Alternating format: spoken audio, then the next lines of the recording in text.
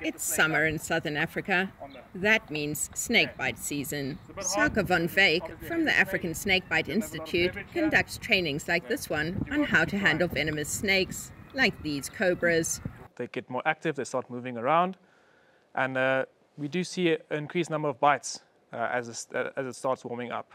In southern Africa, it's hard to find trustworthy statistics on the number of bites and deaths annually due to a lack of reporting.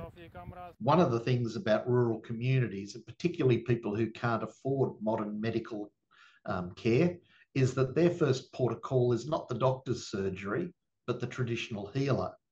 And so those cases never get collected by health statisticians anyway.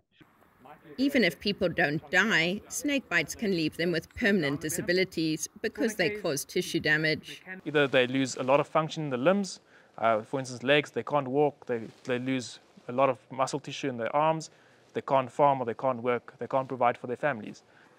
But even when people do manage to get from the rural areas to a hospital in time, there are challenges. Anti-venom can cost thousands of dollars. Sometimes there are shortages because of low levels of production.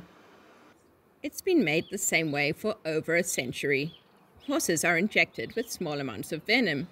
Then their blood plasma, which has produced immunity, is made into an anti-venom product that is injected into snakebite victims. But there are dangers that come with it, including allergic reactions and possible anaphylactic shock. Somebody has to be standing by with accessory medicines like adrenaline or something to make sure that you survive the treatment. Kurt Wibmer is a South African scientist who is researching a new, more modern way of creating antivenom. So what we do is we go to those same producers of antivenom into the horses and look for the bits of DNA that can make these super antibodies, these super antivenom products. And then we take those DNA and we clone them in the lab and we then improve them. Without the horses, the product is safer and more uniform.